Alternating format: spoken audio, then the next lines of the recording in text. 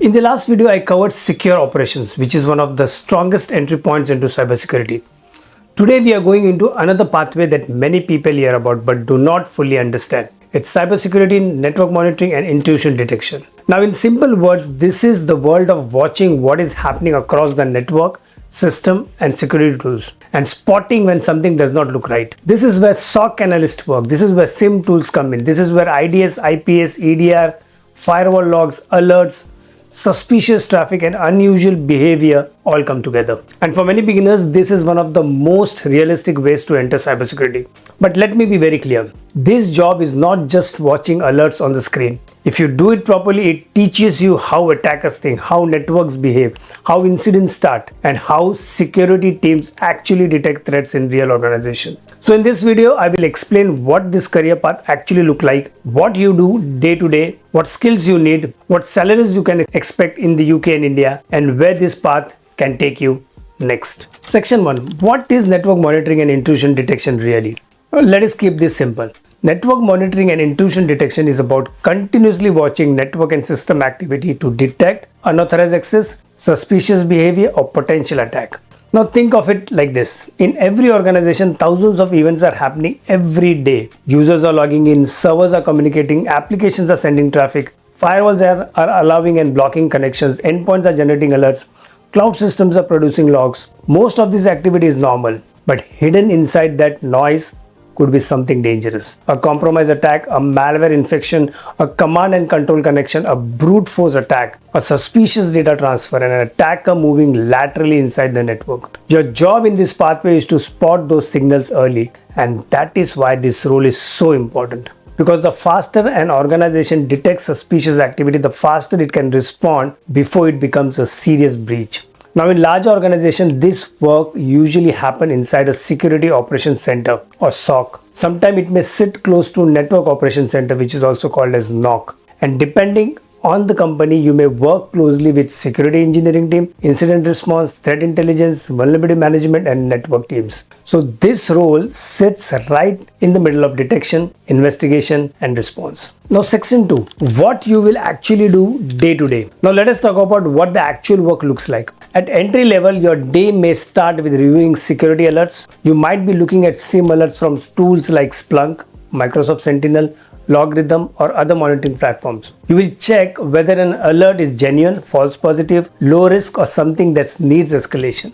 Now, for example, you may see multiple failed login attempts from one location, or you may see a user logging in from 2 countries within the short time. You may see unusual traffic going to an external IP address. You may see an endpoint generating malware alerts. You may see firewall logs showing blocked connections. Your job is to investigate.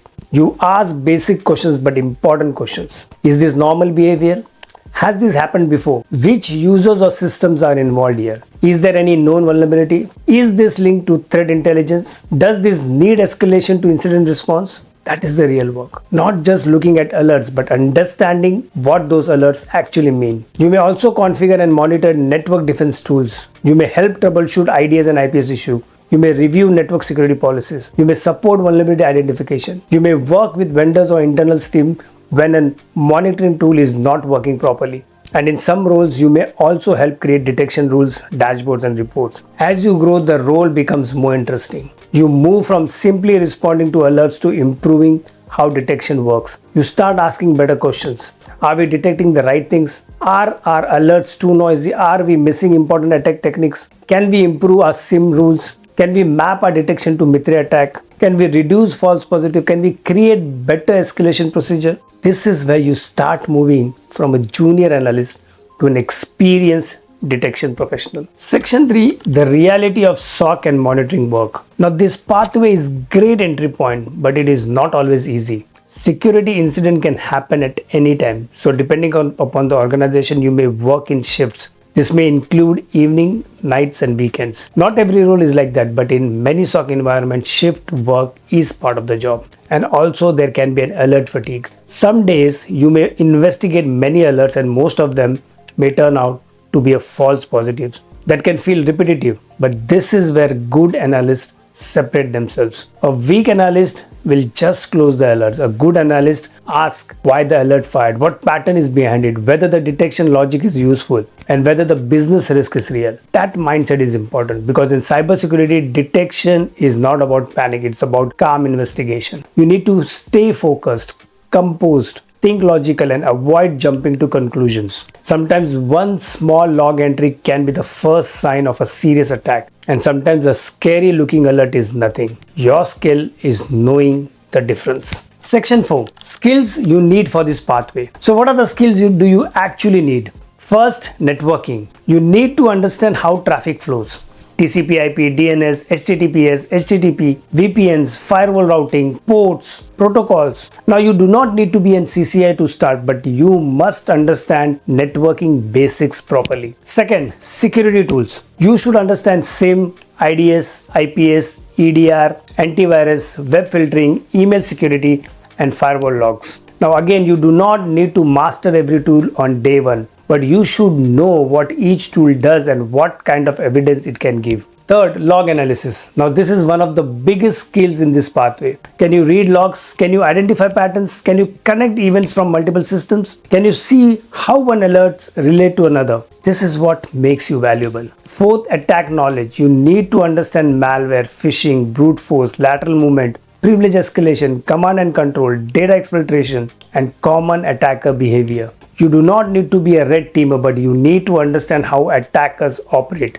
Fifth, communication. Now this is very underrated. You may need to explain a technical alert to a manager, an IT team, an incident responder, or a business stakeholder. Saying there was a suspicious outbound connection on port 443 is not enough. You need to explain why it means, why it matters, and what action is needed, and how urgent it is.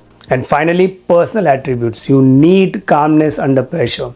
You need attention to detail. You need structured thinking. You need troubleshooting ability. You need to work well with other teams. Because in real incidents, no one works alone. Network teams, endpoint team, cloud team, IAM team, application team, incident response team, everyone may need to come together. Now, section 5, job titles and salary expectation. Let us talk about job titles because this area can be confusing. You may not always see a role called Network Monitoring and Intrusion Detection Analyst. More common titles are Security Monitoring Analyst, Cybersecurity Analyst, SOC Analyst, Monitoring Analyst, IT Security Analyst, Network Operation Engineer, IT Network and Security Engineer, and Network Security Engineer.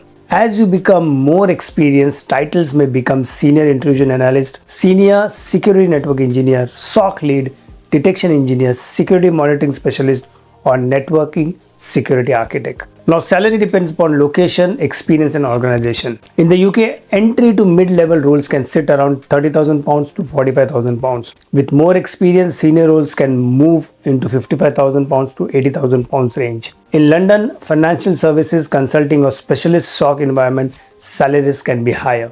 For my India audience, the salary picture is different, but the career opportunity is definitely strong.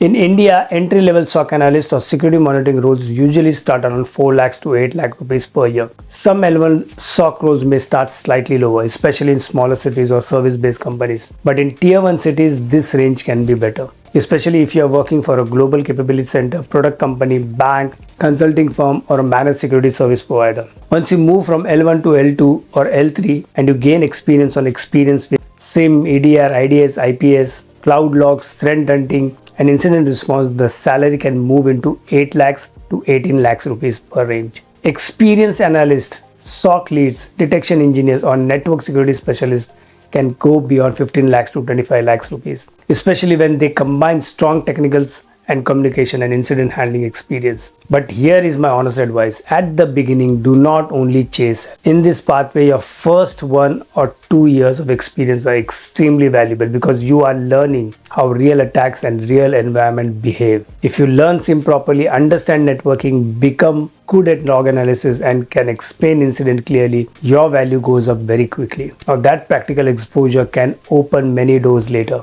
whether you are in India, UK, the Middle East, Europe, anywhere else. Section 6.